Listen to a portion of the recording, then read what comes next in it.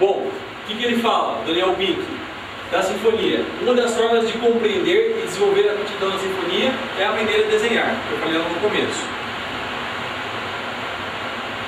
Então, ele teve aulas de desenho, né? E aquele desenho lá foi o primeiro dele. Olha que interessante.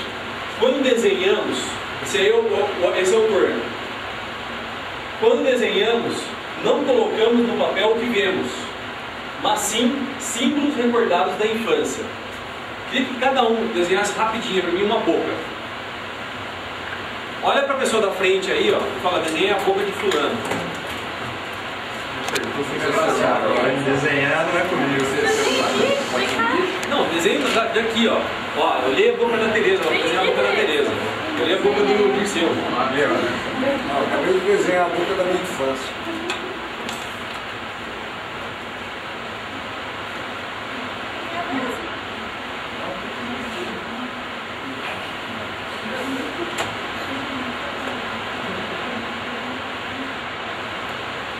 Pronto? Todo mundo pronto? Então, o que acontece, ó? Observe os lábios. Ninguém tem lábios assim, ó. E é normalmente que a gente desenha. A Angelina Jolie tem. A gente não desenha a boca da pessoa. A gente desenha a representação que a gente tem de boca na nossa cabeça. Tá? Então assim, quando você vai desenhar uma pessoa e você vai desenhar a boca dessa pessoa, nunca a boca sai igual é a boca da pessoa, porque a gente não desenha a boca da pessoa, a gente desenha o que representa a boca pra gente. Isso é lado direito ou lado esquerdo do cérebro? Lado direito. O esquerdo é automático. Automático. Se você usasse o lado direito, você desenharia a boca da pessoa realmente. Verdade. O lado esquerdo do nosso cérebro faz a gente usar o que a gente tem lá de memória de boca. Por isso que aí você acabou não trabalhando no lado esquerdo, no lado direito do cérebro. Tá? Então, como que é o correto? É você observar e identificar as proporções. Cada um tem uma proporção diferente. Cada um tem uma boca num formato diferente. Aí sim você desenha a boca da pessoa. Então, ó, como que a gente pode enganar o hemisfério esquerdo do cérebro, que atrapalha o hemisfério direito? Desenhar de ponta cabeça. Então você pega uma foto, uma imagem, vira ela de ponta cabeça e começa a desenhar ela de ponta cabeça. Porque aí você não faz a imagem de ponta cabeça, você não conhece. Aí você deixa o lado esquerdo do cérebro quietinho para poder usar só o lado direito. Tá, e o hemisfério não identifica o que é.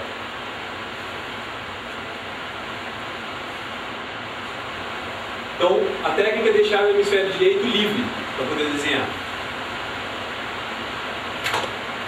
Então, por que o desenho fica estranho? Porque as relações entre os elementos estão distorcidas. Então, olha só, alguns detalhes, só para a gente saber. A distância da linha dos olhos ao queixo é igual à mesma linha até o alto da cabeça. Então, tem uma proporção. No meu desenho, eu posicionei meus olhos muito mais alto do que eles são realmente. Isso é o Daniel Pink falando. Por isso que fica esquisito o desenho. Agora vamos falar um pouquinho de espaço negativo. Alguém já ouviu falar de espaço negativo? Não? Não? Então, ele é um elemento, ele é um dos segredos para aprender a desenhar. Ele é extremamente importante. Quando você olha esse desenho aqui, o que vocês estão vendo? Um logotipo. Sim, mas que mais? O que é? Lembra muito o Fidex, né? O que é isso aí? Uma empresa de transporte. De transporte, né? Só que não é essa. É o layout do logo dela. O que vocês estão vendo? Eu acho que não está escrito corretamente. Tem uma coisa aqui de espaço negativo. Você lembra? Lembra? Você lembra? Espaço negativo é uma coisa que ficou, mas não é o principal aqui, ele está no segundo plano. Ó.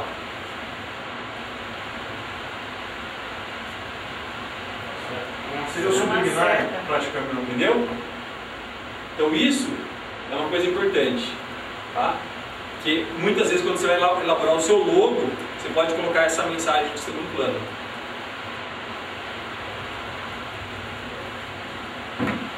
E aqui? Esse aqui é mais difícil. A tem muito problema com isso, né? Total, é a solução, né? Hein? Esse aqui alguém consegue perceber? Você não lembra?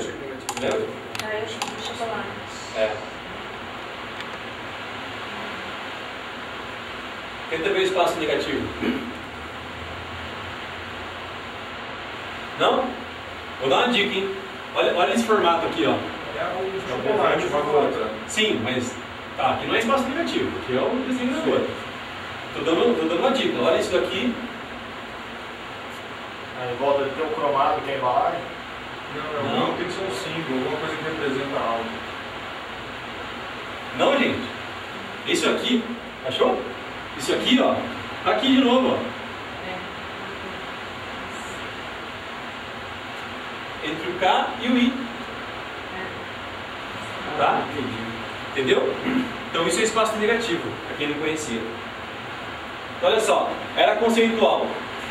Quem quer ter sucesso deve entender as relações entre as disciplinas diferentes, apenas aparentemente afastadas. Então, juntar várias disciplinas, várias coisas e fazer um mix disso, né? Foi o que eu tentei fazer lá no começo, quando eu fiz faculdade de fisioterapia e educação física, para tentar juntar as coisas. Hoje, muita gente faz isso. Uma outra coisa que eu vejo, assim, que eu gosto, né? Que eu gosto de luta, né? Sempre gostei de luta, desde criança, né? Eu vi isso aqui surgir. Né? Nem lembro quando foi. Quando começaram a criar o Ultimate Fight, que era um esporte,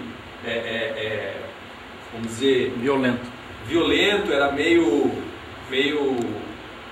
sei lá, agressivo, assim. Agressivo né? Não tem jeito de ser agressivo, mas assim, era sanguinolento, né? Era sanguinolento, enfim, né? Underground. Isso, né? Mas ali eu vi que aquele negócio tinha tudo para dar certo, só que ele estava na mão das pessoas erradas. Ele estava na mão do pessoal da família Grace. Errado eu quero dizer assim, no sentido que eles não eram empreendedores. A hora que isso caiu na mão de um cara que era empreendedor, que é o Dana White e o sócio dele, o cara fez isso aí virar uma marca, né? Tanto é que a Harley Davidson patrocina o evento. Para a Harley Davidson patrocinar o evento, vocês imaginam, né, o nível que está o negócio. E o que é isso aqui?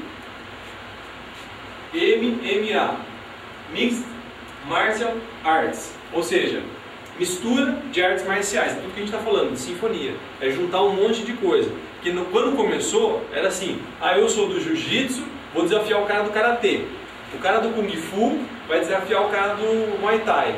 Só que aí que o cara do muay thai falou assim, mas peraí, perdi pro cara lá do kung fu porque eu não sabia tal coisa, eu vou aprender aquilo lá. Aí o cara do jiu-jitsu falou, perdi pro cara do karatê porque eu não sabia não sei o que, eu vou aprender. O cara do karatê falou, perdi pro cara do jiu-jitsu porque eu não sabia não sei o que, vou aprender também. E aí o cara começou a aprender tudo e todo mundo hoje sabe tudo. E hoje não tem mais. Não tem, né? Todo mundo sabe praticamente tudo. É um pouquinho melhor numa coisa, um pouquinho melhor na outra. E criou hoje uma grande marca. Teve uma luta agora, inclusive saiu no Fantástico, se eu não me engano, Faustão, enfim, um monte de mídia aí brasileira aberta, né?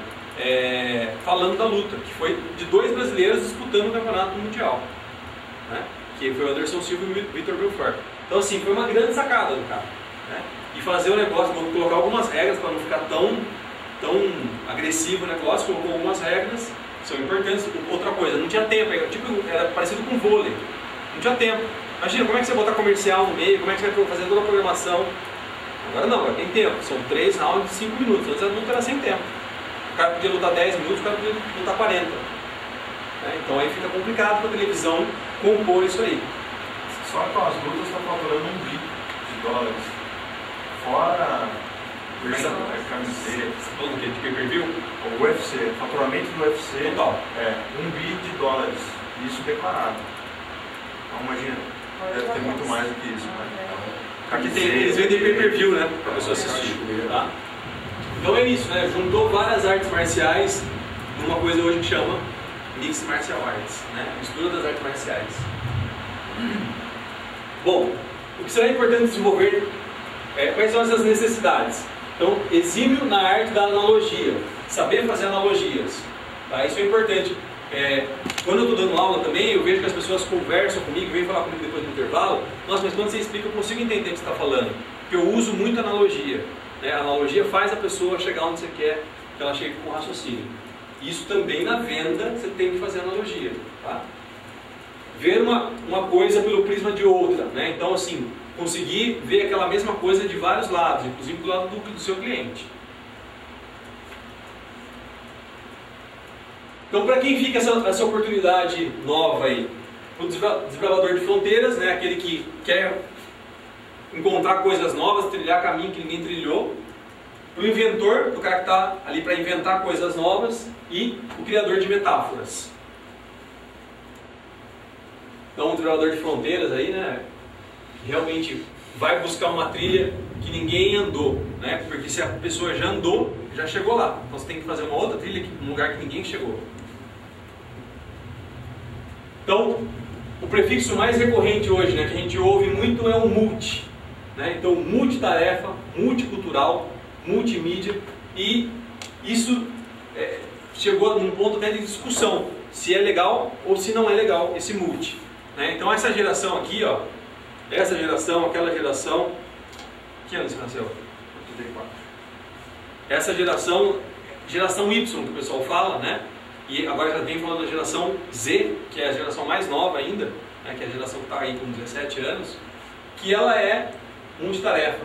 Ela é capaz de ser multitarefa. Então quem tem filho nessa idade, sobrinho, vê que está na internet, está no MSN, no Facebook, no Orkut, está estudando, está ouvindo música, está mexendo no celular, tudo ao mesmo tempo. Né? A discussão é de alguns autores, por exemplo, Christian Barbosa, que é um autor que eu acompanho bastante ele fala sobre gestão de tempo. Ele fala que quando a gente começa a multitarefar, a gente acaba não fazendo nada muito bem feito. Mas aí vem a outra discussão. Será que esse pessoal novo já não está preparado para isso? Porque a formação do desenvolvimento cerebral deles é diferente do nosso. Por quê? Eles já nasceram usando o computador. E essa geração que vem agora, que é depois da deles, vai ser mais ainda, porque eles não nasceram no computador, eles nasceram na rede social. Pequenininho, já tem Orkut, já tem Facebook, já tem não sei o que, enfim. Né? E aí ó, é muito diferente, porque assim, tenta imaginar lá na sua época de infância, você tinha 10 amigos. O cara tem 500 pessoas no Orkut dele.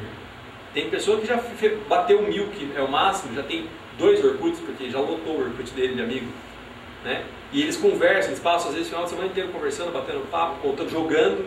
Né? Não é só isso, né, Eduardo? Eles estão em vários lugares do planeta. Sim, falando quaisquer idiomas. Sim. Quer dizer, é um negócio multilínguas. É um multicultural, multicultural, quer dizer, é tudo multi mesmo. Eu dei uma bela bronca no meu filho Gustavo, 10 anos. Ontem ele está de castigo, porque ontem era 2h30 da manhã. 2h30 da manhã. Eu olho embaixo da tava a luz acesa. Eu falei, cara, o que esse cara tá fazendo? Dormiu de luz acesa? Não. Ele estava com o PlayStation, com o Wii, brincando de Wii. O DS dele estava ligado e ele estava no Message com uma menininha chamada Duda. Pode desligar tudo, deita e dorme no seu que. Rosnão, tá de castigo. Aí eu, cara, falei, bicho, se deixar, o cara tá assistindo televisão e fez a lição. E aí ele fala, pai, por que você desligou a televisão, tá assistindo? Ele estava fazendo 3 coisas ao mesmo tempo. E eu achava isso estranho. Agora você falando assim, eu estou acabando de admitir, cara, será que o cérebro dele não está dando conta ainda? O cérebro fala assim, manda mais que eu estou longe do meu limite? Viu? Peraí, pai, que bobo que você é, que não está me deixando fazer as coisas que eu tenho que fazer. Careta, né? É barato, isso realmente acontece. Mas olha só, em cima disso aqui, eu lembro bem, o Paulinho não está aqui hoje para falar com a gente. O Paulinho era um cara que muitas vezes ele batia lá na porta da minha sala para entrar. Ele entrava, eu estava no celular, mexendo no computador, e às vezes com o outro telefone na mão, eu fazia, não, pode falar. E ainda falava com ele, né? E eu tenho uma capacidade de fazer multitarefa. Assim, não sei, eu acho que porque quando eu comecei lá só tinha eu, né? Eu desde varrer até atender o cliente, fazer a avaliação, atender o telefone, marcar a hora, fazer tudo, né? Então não sei, talvez pela necessidade eu comecei a multitarefar. Mas um pouquinho do que o Christian fala, né? Que a multitarefa atrapalha a gente. E o que é a técnica dele, né? Que me ajudou muito também. Colocar tudo no papel. Então tem um papel e uma caneta sempre perto de você. No banheiro, quando você vai tomar banho, lá da cama. Por quê? Vê uma ideia, vê alguma coisa, você já põe no papel. O que acontece quando você faz isso? Você limpa o seu cérebro. Porque senão, a hora que você senta para fazer alguma coisa, pum, ai, aquele negócio que eu não fiz. Aí você anota, ó. Aí, pum, aquele outro negócio que eu não fiz. Porque você não consegue render no negócio. Porque cada hora pinta um negócio na sua cabeça que você lembrou ontem e não anotou, e ela fica toda hora dando start na sua cabeça. E normalmente dá o start quando você está tentando se concentrar. Então isso é uma forma de a gente não multitarefar, né? Mas assim, lembrando que hoje isso é uma coisa que é importante. E as empresas procuram pessoas que são capazes de fazer isso. São capazes de fazer multitarefa. E essa é a geração nova que vem, e aí é o conflito das gerações. Né? Pega um cara, numa empresa aí, com um cara de 50, 60 anos e um cara de 17, 18. E aí põe os dois para trabalhar junto. Né? Não tem problema, se souber alinhar, vai, isso aí é perfeito, né? Porque vai pegar a experiência, né, o know-how de um com a tecnologia do outro. Mas se não souber alinhavar, não dá certo. Tem uma deficiência que é desenvolver escrita. Então, às vezes, eu paro muito na linha de raciocínio. Eu comecei a gravar o meu raciocínio. E aí depois, a hora que eu tenho um tempo, eu começo a colocar no papel. Então, isso é uma dica também. Gravador. No celular tem um gravador, você grava a sua ideia. É mais rápido, mais fácil. Eu desenvolvo muito bem a fala. A escrita já é deficiente. Então, uma coisa que eu faço muito, eu escrevo, não importa, eu vou escrevendo, vai até com erro de português, depois eu paro e eu começo a acertar. Ordeno as ideias. Entendeu? Até porque assim, comecei a twittar bastante, estou mandando texto para algumas revistas digitais, e aí o cara fala para você, olha, aqui tem que ser tanto, você escreveu com tanto, aí você vai ter que até ficar naquele modelo que ele pediu para você, entendeu? Então assim, você tem que ir trabalhando isso. Mas uma coisa que eu faço, não sei se serve para você, é isso, eu escrevo, não importa, eu vou escrevendo. Às vezes falta uma palavra aqui, eu deixo sem a palavra, faço um risquinho, depois quando eu voltar lá eu vou alinhavando as coisas. Uma observação, não sei se é negativa, mas eu tenho essa hábito de, eu sou um torpedo, sai de perto, eu faço muita coisa ao mesmo tempo, consigo ouvir, consigo falar. Mulher, né? Então, mulher é mais multitarefeira do que homem, tá? Mas eu percebi que para você, nas suas relações profissionais, as pessoas não, nem pela idade ou até o jeito de ser, elas também às vezes não acompanham. Então o que eu tive que fazer? Eu tive que me reeducar. Porque às vezes eu estou pedindo uma coisa, a pessoa está achando que ela está na mesma sintonia que a minha, não está, ela está muito lenta. E nisso que eu fui percebendo que às vezes eu fico assim, nossa, né, essa história da gente falar do cérebro, fui ver, às vezes, tem pessoas que você acha que ela assim, é muito inteligente, e aí para algumas coisas que você precisa mais, ela não tem um raciocínio nem emocional, nem lógico. Aí você tem que aproveitar aquele talento, eu preciso dessa pessoa, ela tem que trabalhar no meu time, para formar os times. Então, eu acho que esse autor ali no início que você falou, é uma coisa muito, assim, a pessoa sendo... Isso. Sendo, eu acho que é ótimo, né? Você consegue fazer um monte de coisa, talvez gerando algum foco, alguma coisa, mas no dia a dia, você tem que, talvez, até ouvir as ideias, escrever. Eu escrevo tópicos. Olha, preciso fazer isso, preciso fazer isso, para gerar uma conexão, porque senão... Tem no site dele, né? Agora, essas informações das atividades diárias, você vai explodir isso em uma série de atividades focadas, mas a missão acho que é uma coisa. Ontem eu vi o Max Geringer falando, acho que antes de ontem de manhã, né? Ele falou que hoje as pessoas, numa economia capitalista, elas estão tendo um sucesso financeiro à medida que quem trabalha entende como funciona o interior da empresa, quais são as regras, as metas. Aí a pessoa vai e trabalha focado naquilo. Então ele fala, as pessoas mais jovens às vezes têm uma capacidade mais fácil de se adaptar, ela não fica questionando flexível. Muito. Tem mais flexibilidade. Então ele fala assim, é o que tem mostrado bastante sucesso das pessoas mais jovens ganhando dinheiro. Deixa eu só fazer uma contribuição com vocês, né? Eu li um livro agora no final do ano, um livro bem pequenininho, a gente tem meta de livro lá na clínica, né? De ler livro. como estava acabando o ano, não ia dar para ler um livro muito grande, eu peguei um livro bem pequenininho que chama Mapas Mentais, do Tony Buzan. É um livro de 100 páginas, né? Para ser realista, ele escreveria aquele livro em 30, porque ele é bem prolixo, ele enrola bastante.